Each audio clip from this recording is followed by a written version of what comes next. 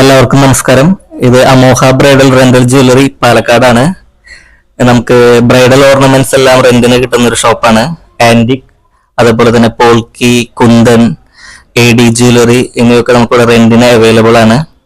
നമുക്ക് 5 days വരെ നമുക്ക് ഓർണമെന്റ്സ് നമ്മുടെ കയ്യിൽ വെക്കാം. നമുക്കൊരു 150 മുതൽ സ്റ്റാർട്ടിംഗ് പ്രൈസ് വരുന്നുണ്ട്.